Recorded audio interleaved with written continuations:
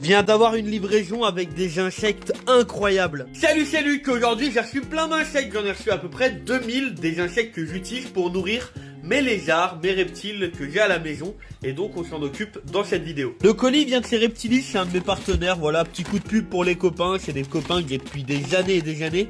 Vous cherchez voilà, de la nourriture et tout pour vos reptiles, le lien il est dans ma bio de chez Reptilis, et c'est un lien affilié qui peut me soutenir, donc n'hésitez pas. On va commencer par s'occuper des criquets géants, c'est des criquets migrateurs. Et on va les mettre dans l'énorme flexarium. Je vous ai mis à l'intérieur du flexarium, il y en a à peu près une dizaine par boîte, ils restent pas là-dedans très longtemps, c'est juste le temps du transport. Et là, attention, c'est des animaux qui sautent partout. Alors regardez, attention, voilà, donc hop, ils sont là. Donc il y a des mâles, des femelles, je vais vous montrer plus en détail dans quelques secondes. Mais surtout, c'est des criquets qui peuvent aussi voler, enfin plus particulièrement planer. Regardez, il y en a un qui est juste sur ma main. Alors pour mettre les prochains, je vais passer par la trappe en dessous. Parce que le problème, c'est que si je laisse ouvert en haut, je vais en avoir partout. Et en attendant, on a la visite de Smile qui est venu nous dire coucou. Comment il va le loulou? Avant de parler des autres insectes, 2-3 petits détails sur le criquet migrateur. Premièrement, il est inoffensif. Deuxièmement, il vit surtout en Afrique, tout ça. Troisièmement, il est assez badass, il est grand quand même, donc il peut faire peur, mais comme je l'ai dit, il est inoffensif.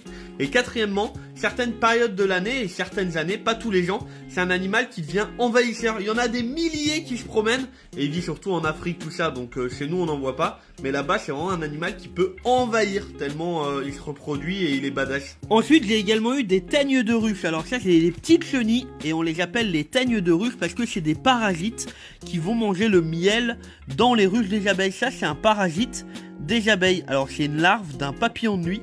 J'en ai un juste là, voilà, ça c'est le papillon qui donne la larve que je viens de vous montrer. Alors je sais pas où il vient de se barrer, mais vous l'avez vu. Et les larves là, mes animaux, ils en raffolent, ils en mangent tout le temps. C'est quelque chose de très appétant, c'est un peu comme des bonbons ou du chocolat pour nous. Et j'en ai eu pas mal, hein, donc il y a de quoi faire. Il y en a même certains qui sont morts. Et d'ailleurs, il y en a peut-être parmi vous qui ont déjà utilisé les teignes de ruche pour aller à la pêche. Parce que oui, les poissons aussi, j'adore. Et pour finir, j'ai reçu des centaines, voire même des milliers de grillons. Regardez, ils sont juste ici, ils sont en train de se promener.